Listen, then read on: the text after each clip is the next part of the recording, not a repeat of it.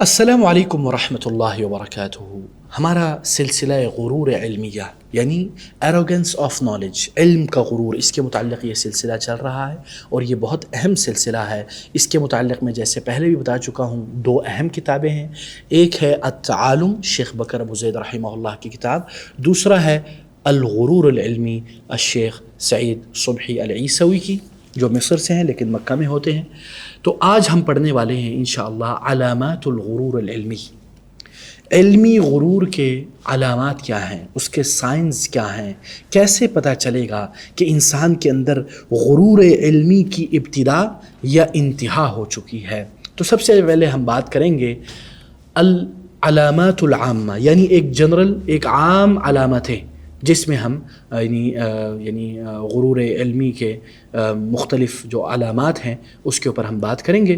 تو سب سے جو پہلی بات ہے وہ ہے السعی لمظاہر الشرف والمنزلتی، السعی لمظاہر الشرف والمنزلتی، اس کوشش میں لگ جانا کہ وہ بڑے مقامات، بڑے سٹیج، بڑے پلیٹ فارم اور اپنے مقام کو اوپر کرنے میں لگا ہوا ہے اور اپنے ساتھ القابات جوڑنے میں لگا ہوا ہے۔ فضیلت الشیخ العلامہ المحدث المحقق شیخ الاسلام فاتح قادیان مناظر اسلام، اس میں لگا ہوا ہے۔ یا آج کل کے modern M Phil scholar, P H D scholar, P H D کی ہوئی ڈاکٹر، پروفیسور، ہمارے ایک شیخ فضیلت الشیخ الدکتور عبد الباری فتح اللہ المدنی السلفی، یہ انڈیا کے بڑے عالم دین ہیں ماشاءاللہ، میرے اساتذہ میں سے ہیں جامعۃ الامام میں۔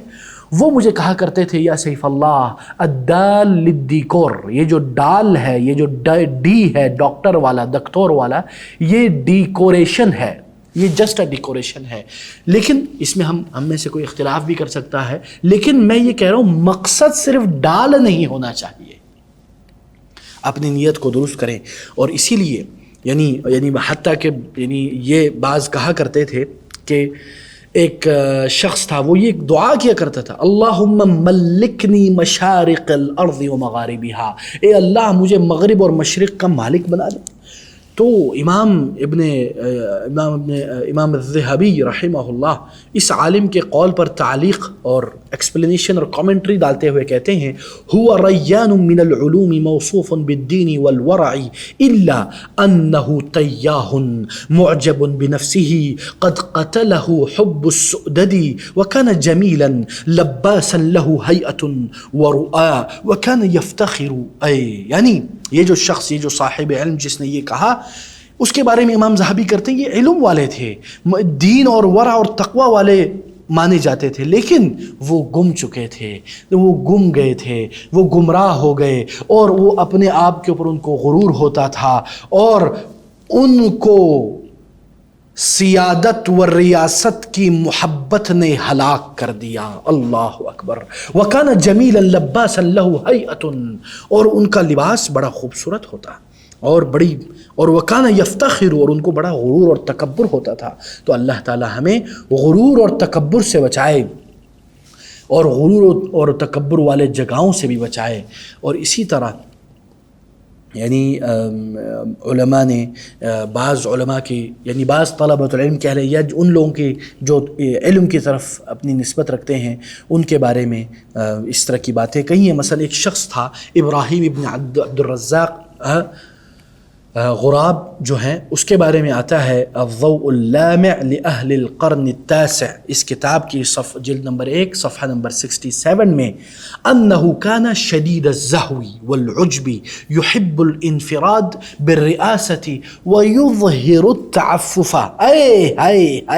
یعنی ان کو غرور اور اپنے اوپر یعنی فخر محسوس کرتے تھے، اور وہ یہ پسند کرتے تھے کہ ریاست اور سیادت میں وہ منفرد ہو جائیں۔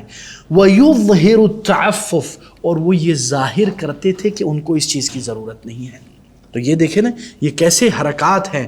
اور اسی طرح جو دوسری چیز وہ ہے التناقض النفسی وعدم الانسجام، یعنی کانٹرڈکشن، سائیکولوجیکل انسائیڈ کانٹرڈکشن۔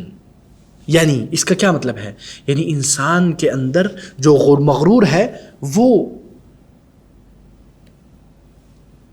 ظاہری اختلاف کا شکار ہو جاتا ہے، اور باطنی اور نفسیاتی اختلاف کا شکار ہو جاتا ہے اور اس کے اندر تعارض پیدا ہو جاتا ہے اور تناقض پیدا ہو جاتا ہے، اور وہ اپنے نفس اور اپنے ذات کے ساتھ منسجم اور منسلک اور ایک پیج پر نہیں ہوتا، بلکہ وہ کئی بار ایسی باتیں کرتا ہے جس سے واضح ہو جاتا ہے کہ یہ بولتا کچھ ہے کرتا کچھ ہے، کئی بار اس کے فتوے مختلف ہیں، کئی بار اسی طرح۔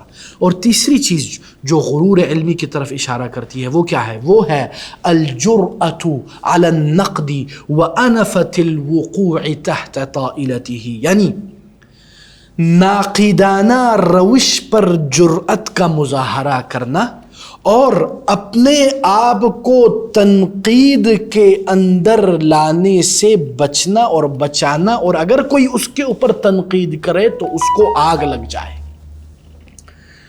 تو اس سے ہمیں پتہ چلتا ہے، اسی لیے امام ابن القیم رحمہ اللہ کیا فرماتے ہیں اپنی کتاب مدارج السالکین میں، لا تصلح لك درجة التواضع حتى تقبل الحق ممن تحب وممن تبغض فتقبله من عدوك كما تقبله من وليك۔ اللہ اکبر، کیا نورانی بات کہی ہے کہ آپ اس وقت تک تواضع اور عاجزی و انکساری کے اس لیول تک نہیں پہنچ سکتے جب تک آپ حق کو قبول نہ کر لیں اس بندے سے جس سے آپ محبت کرتے ہو، اسی طرح آپ اس بندے سے بھی حق قبول کر لیں جس کو آپ ناپسند کرتے ہو یا جس سے آپ بغض رکھتے ہو، تو آپ قبول کرو گے حق کو چاہے وہ آپ کے دشمن سے ہی کیوں نہ ہو، جیسے کہ آپ اپنے حبیب سے قبول کرتے ہو۔ اللہ اکبر۔ اسی لیے جو مغرور بندہ ہوتا ہے، متکبر بندہ ہوتا ہے، اور اس کو اپنا آپ پتہ نہیں، اپنے آپ کو وہ فن خان تیس مار خان سمجھتا ہے، وہ دوسروں کی تو تنقید کرتا ہے، ان کے اوپر اپنی گندی زبان چلاتا ہے، لیکن وہ خود اس کے اوپر کوئی تنقید کرے تو اس سے ہضم نہیں ہوتا۔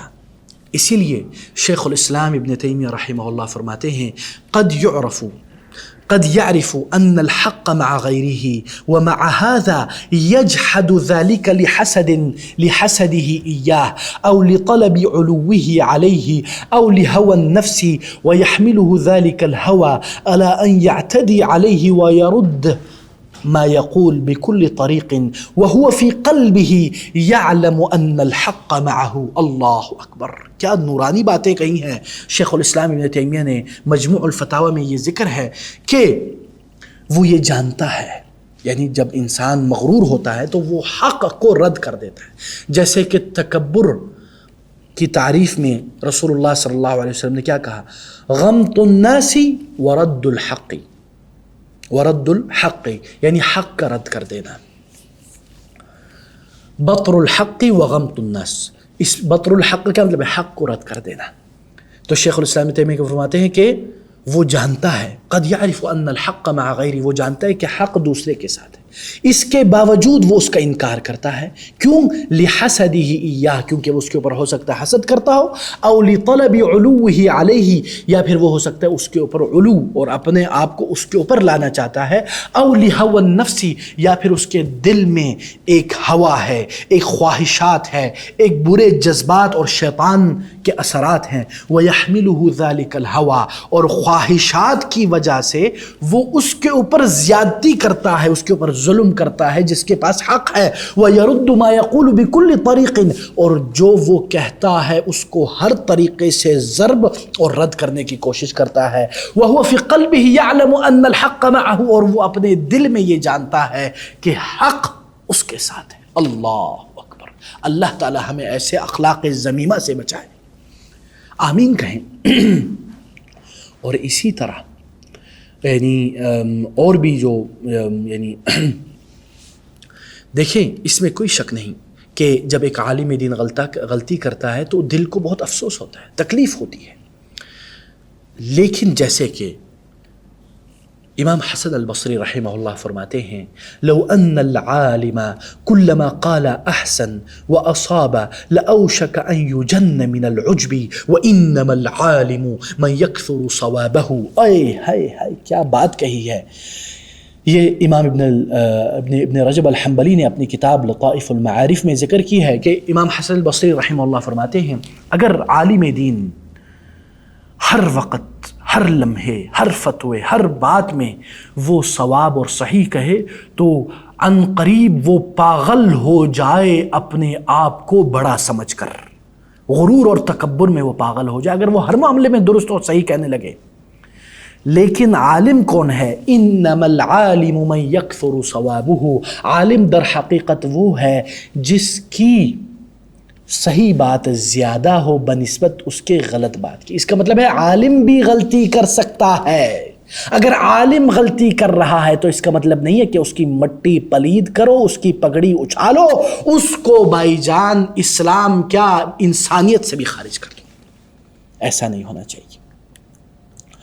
اور اسی طرح یعنی جو عام یعنی علامات میں سے، جو غرور علمی کے علامات عامہ میں سے، اسی طرح الاستبداد بالرأی وانفة التراجع، اپنی رائے پر ثابت قدم ہو جانا اور رجوع کرنے سے رک جانا۔ اسی لیے شاعر کیا کہتا ہے؟ وَأَخُو الْجَهَالَةِ يَسْتَبِدُّ بِرَأْيِهِ فَتَرَاهُ يَعْتَسِفُ الْأُمُورَ مَخَاطِرًا، جہالت کا بھائی، جاہل جو بندہ ہے وہ اپنی مرائے پر اٹک جاتا ہے، لڑ جاتا ہے، مر جاتا ہے، چاہے اس کو پتہ چل جائے کہ وہ غلط ہی کیوں نہ ہو۔ تو اسی لیے آپ دیکھتے کہ وہ غلطی زیادہ کرتا ہے۔ تو یہ غرور علمی کی سب سے بڑی واضح دلائل میں سے ایک دلیل ہے۔ اسی لیے شیخ فرماتے ہیں کہ جو بندہ حق کی طرف رجوع کرتا ہے اور وہ مانتا ہے کہ میں نے غلطی کی، تو سمجھ لو کہ وہ غرور سے دور ہے۔ اسی لیے یعنی عبد الغنی ابن سعید الازدی رحمہ اللہ فرماتے ہیں انہ قال لما رددت على ابی عبد اللہ الحاکم الاوہام التي في المدخل بعث الی یشکرنی ویدعو لی فعلمت انہ رجل عاقل۔ اللہ اکبر! جب میں نے ابو عبداللہ الحاکم پر رد کیا ان کی کتاب المدخل میں جو اوہام یا کچھ چیزیں غلطیاں ہیں، تو انہوں نے کیا کیا؟ انہوں نے حق کو قبول کیا اور رد کرنے کے بجائے شکریہ کا میسج بھیجا۔ بعث الی یشکرنی، میری شکریہ ادا کی، اور ویدعو لی، اور مجھے دعا دی، تو فعلمت انہ رجل عاقل، تو مجھے پتہ چلا کہ وہ عقل مند بندہ ہے۔ اللہ اکبر!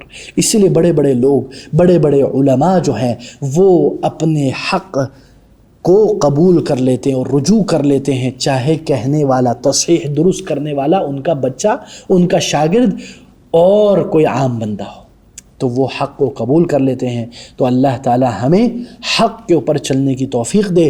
اور سب سے بڑا غرور یہ ہے کہ وہ اپنے ذہن میں آئے ہوئے پہلی سوچ کے اوپر ثابت قدم ہو جائے بغیر تحقیق و تثبیت کے۔